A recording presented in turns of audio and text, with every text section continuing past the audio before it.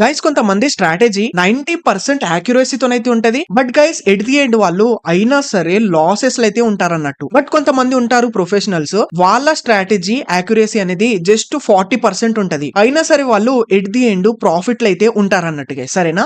So వీళ్ళ secrets ఏంది, వీళ్ళు ఎలాంటి రూల్స్ ని ఫాలో అవుతారు అనేది ఈ వీడియోలో అయితే మీకు చెప్పబోతున్నా. సో మీరు కూడా మీ ట్రేడింగ్ జర్నీలో ఈ రూల్స్ అయితే మీరు తీసుకొని వచ్చినారనుకోండి, మీకు ప్రాఫిటబుల్ ట్రేడర్ అవ్వడంలో ఎవ్వరు ఆపరు గైస్. సో వీడియోని అయితే జాగ్రత్తగా చూడండి. రూల్ నెంబర్ 1 గైస్, వీళ్ళు ఏం చేస్తారంటే చూడండి, పర్ ట్రేడ్ జస్ట్ 1% లేదంటే 2% రిస్క్ అనేది తీసుకుంటారు. దానికన్నా ఎక్కువ అసలు రిస్క్ అనేది తీసుకోరు.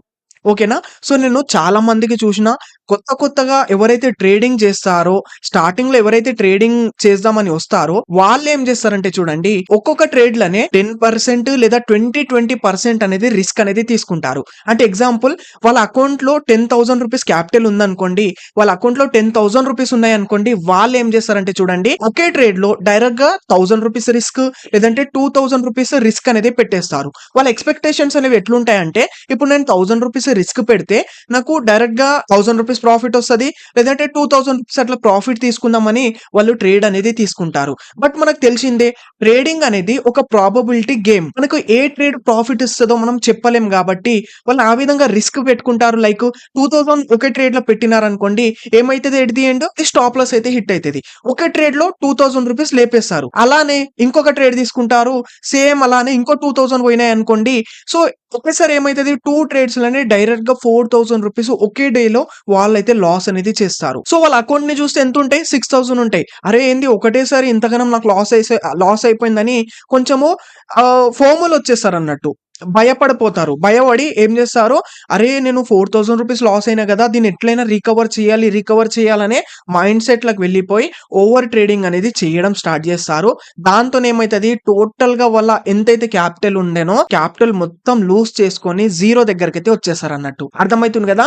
అందుకోసమే ఒకటే చెప్తా, మీరు ఎన్ని అన్న ట్రేడ్స్ చేయండి, బట్ ఒక్క ట్రేడ్ లో మీరు 1% లేదంటే 2% కన్నా అస్సలు రిస్క్ తీసుకోవద్దు గైస్.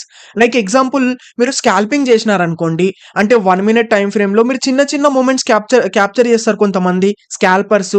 ఒకవేళ మీరు స్కాల్పింగ్ చేయాలనుకుంటే 1 ట్రేడ్ లో మీరు 1% రిస్క్ తీసుకోండి. ఓకేనా?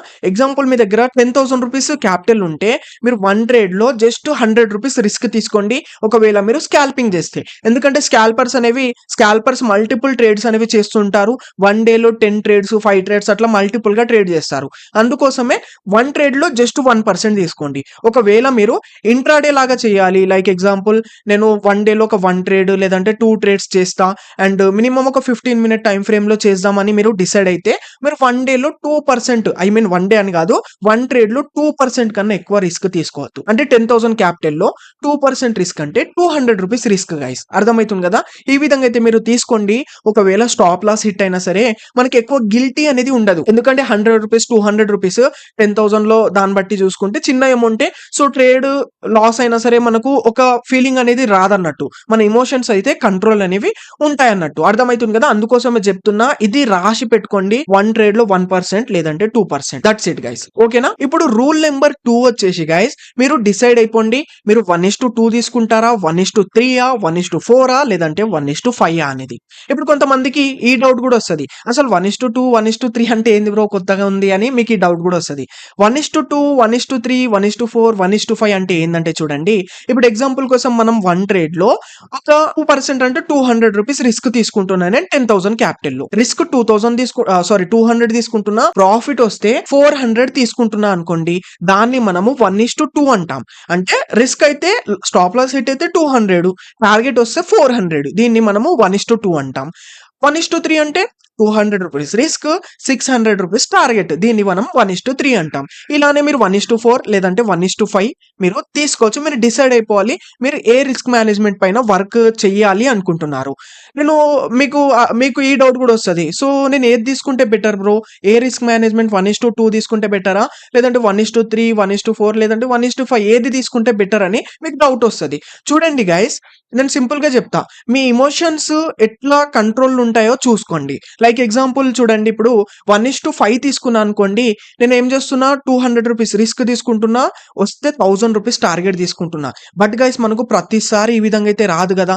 మనం తీసుకునే 10 ట్రేడ్స్‌లో మనం 1:5 తీసుకుంటే మ్యాక్స్ టు మ్యాక్స్ 2 ట్రేడ్స్ లేదంటే 3 ట్రేడ్స్ మనకు ప్రాఫిట్ అయితే ఇస్తాయన్నట్టు. ఒక్కొక్కసారి మీకు కంటిన్యూగా 9 ట్రేడ్స్ కూడా లాస్ అవ్వచ్చు 1:5 తోని. అర్థమైతుంది కదా. సో మీరు మీ ఎమోషన్స్ ని కంట్రోల్ చేసుకోగలుగుతారు అనుకుంటేనే మీరు కొంచెం పెద్ద రిస్క్ రివార్డ్ అనేది తీసుకోండి. ఎందుకంటే పెద్ద రిస్క్ రివార్డ్ లో మనకు మార్కెట్ మాటి మాటికి 1:2 వరకు వెళ్ళి రివర్సల్ అనేది అయిపోతుంటది. అందుకోసం కొంచెం ఎమోషన్స్ మీరు కంట్రోల్ చేసుకోగలుగుతారు, మీరు ఒక డిసిప్లిన్ లో చేయగలుగుతారు అనుకుంటేనే మీరు పెద్ద పెద్ద అయితే క్యాప్చర్ చేయండి. లేదు బ్రో, నాకు ఎమోషన్స్ అనేవి ఎక్కువ కంట్రోల్ ఉండవు, నేను లాసెస్ అయితే నాకు మెంటల్ టార్చర్ లాగా ఉంటది కొంచెం అనుకుంటే, మీరు సింపుల్ గా 1:2 అయితే క్యాప్చర్ చేయండి. మీరు తీసుకునే 10 ట్రేడ్స్ లో మీరు జస్ట్ 5 ట్రేడ్స్ కూడా మీరు ప్రాఫిట్ చేసినారనుకోండి, మీరు అయినా సరే ప్రాఫిట్లు అయితే ఉండొచ్చు. అంతే కదా. ఎగ్జాంపుల్ ఇప్పుడు ₹200 రిస్క్ తీసుకుంటున్నాం. సో 5 ట్రేడ్స్ లాస్ అయితే ₹1000 లాస్లు ఉంటాం. 5 ట్రేడ్స్ ప్రాఫిట్లు ఉంటున్నాం, ₹400 ప్రాఫిట్ చేస్తున్నా పర్ ట్రేడ్ కి, అంటే ₹2000 ప్రాఫిట్. సో లాస్ అయిన 1000 తీసినా సరే స్టిల్ ఇంకా నేను 1000 ప్రాఫిట్లనే ఉంటా. ఇది క్యాల్కులేషన్, ఇది మ్యాథమెటిక్స్, మీకు అర్థమయ్యే ఉంటది. అందుకోసం మీ ఎమోషన్స్ పైన మీకు కంట్రోల్ ఉంటే మాత్రమే మీరు పెద్ద తీసుకోండి, 1:5 1:4 తీసుకోండి. లేదు బ్రో నేను అంతా కంట్రోల్ చేసుకోలేను అనుకుంటే 1:2కి స్టిక్ అయిపోండి. That's it guys. ఓకేనా. Rule number 3 guys. Rule number 3 వచ్చేసి ఒక లిమిట్ ని అయితే సెట్ చేయండి, డైలీ లిమిట్ ని గైస్. ఓకేనా. సో మీరు ఎట్లా సెట్ చేయాలంటే, నేను 1 డేలో 1 ట్రేడ్ తీసుకుంటా, లేదంటే 2 ట్రేడ్స్ తీసుకుంటా, లేదంటే 3 తీసుకుంటా, దీనికన్నా ఎక్కువ తీసుకోనని ముందే మీరు డిసైడ్ అయిపోవాలి. అర్థమవుతుంది కదా. నేనైతే మ్యాక్స్ 1 డేలో 2 ట్రేడ్స్ తీసుకుంటా గైస్. That's it. దానికన్నా ఎక్కువ నేను కూడా తీసుకోను. 1 డే లిమిట్ 2. మీరు కూడా ఈ విధంగా 1 లేదా 2 మీరు డిసైడ్ అయిపోండి. ప్రొఫెషనల్ ట్రేడర్స్ అయితే వీక్లీ 2-3 ట్రేడ్స్ తీసుకుంటారు. అర్థమవుతుంది కదా. సో వాళ్ళు కొంచెము ఏంటంటే పెద్ద టైం ఫ్రేమ్ పైన వర్క్ చేస్తారు. వాళ్ళ డిసిప్లిన్, పేషెన్స్ లెవెల్ చాలా డిఫరెంట్ గా ఉంటది. అర్థమవుతుంది కదా. అది మీకు చేస్తుంటే మీకు వస్తది లేదు కండి. సో మీరు ఏంటంటే 1 డేలో 1 ట్రేడ్ లేదంటే 2 లేదా 3 డిసైడ్ అయిపోండి. దానికన్నా ఎక్కువ అస్సలు చేయొద్దు. 3 కన్నా ఎక్కువ చేస్తున్నారు మీరు అంటే మీరు ట్రేడింగ్ చేస్తలేరు, అది గ్యాంబ్లింగ్ అయితే చేస్తున్నారు అన్నట్టు. అర్థమవుతుంది కదా. 3 ట్రేడ్స్ తర్వాత మన మైండ్ సెట్ మొత్తం రివెంజ్ మోడ్ లకి అయితే వెళ్ళిపోతుంది. అందుకోసమే 2 లేదా 3, దట్స్ ఇట్. దానికన్నా ఎక్కువ చేయొద్దు, ముందే డిసైడ్ అయిపోండి మీరు. ఇంకోటి గైస్, రూల్ నెంబర్ 4 వచ్చేసి సైకాలజీ గైస్. దీనిపైన మీరు వర్క్ చేయాల్సిందే. అదేంటంటే చూడండి, మీరు గ్రీడ్ ని కంట్రోల్ చేసుకోవాలి. లైక్ ఇప్పుడు నేను 1:2 తీసుకుంటున్నా. ఎగ్జాంపుల్, మార్కెట్ దగ్గర దగ్గర వచ్చింది నా టార్గెట్ దగ్గరకు అనుకుంటే, మనం సింపుల్ గా టార్గెట్ తీసుకొని బయటికి వచ్చేసేయాలి. 1:2 అనుకుంటే 1:2 తీసుకోవాలి. లేదు ఇంకా ఫాలింగ్ అవుతుంది అని మనం గ్రీడ్ చేసినాం అనుకోండి, ఏమైతుంది, అది అక్కడికి వెళ్ళి రివర్సల్ అయ్యి స్టాప్ లాస్ హిట్ అవుతుంది. అప్పుడు మనం ఒక మెంటల్ టెన్షన్ లోకి వచ్చేసాం. అరే నేను అప్పుడే ప్రాఫిట్ బుక్ చేసుకుంటే అయిపోతుండే కదా, వేస్ట్ గా రివర్సల్ అయిపోయిందని మనం ఏం చేస్తాం, మళ్ళీ ఇంకో ట్రేడ్ తీసుకుంటాం. ఈ విధంగా మనం ఒక రివెంజ్ మోడ్ లోకి వెళ్ళిపోతాం. అందుకోసమే గ్రీడ్ ని కంట్రోల్ అనేది చేయాలన్నట్టు గైస్. ఓకేనా. అండ్ ఇంకోటి ఫోమోని కూడా కంట్రోల్ చేయాలి. ఫోమో అంటే ఏంటంటే చూడండి, ఇప్పుడు ఎగ్జాంపుల్ మీ సెటప్ కనిపిస్తుంది, మీరు ట్రేడ్ తీసుకునే లోపు ఏమైంది, మార్కెట్ మూవ్ అయిపోయింది అనుకోండి అక్కడికి వెళ్ళి, అయితే మీరు ట్రేడ్ తీసుకోవద్దు. మీ సెటప్ దగ్గరనే స్టిక్ అయిపోండి మీ ట్రేడ్ తీసుకోవడంలో. ఓకేనా. మూవ్ అయిపోయింది అనుకుంటే వదిలేయండి. నేను కూడా స్టార్టింగ్ లో ఏం చేస్తుంటా అంటే, మార్కెట్ ఫాలింగ్ అవుతుంది లేదంటే బులిష్ అవుతుందంటే చూస్తుండే, అరే మార్కెట్ ఇక్కడికి మూవ్ అవుతుంది కదా అని నేను మధ్యలో ఎంట్రీ తీసేసుకుంటుండే ఎక్కడ పడితే అక్కడ. వేస్ట్ గా స్టాప్ లాసెస్ హిట్ అవుతుండే ఫోమోలోకి వచ్చేసి. అందుకోసం ఫోమోని అయితే మీరు కంట్రోల్ అనేది చేయండి గైస్. ఓకేనా. అండ్ గైస్ ఇంకోటి, అన్నిటికంటే మోస్ట్ ఇంపార్టెంట్ రూల్ ఇది. రూల్ నెంబర్ 5 వచ్చేసి పొజిషన్ సైజింగ్ గైస్. దీనిపైన నేను 2 డేస్ బ్యాక్ వీడియో చేసిన.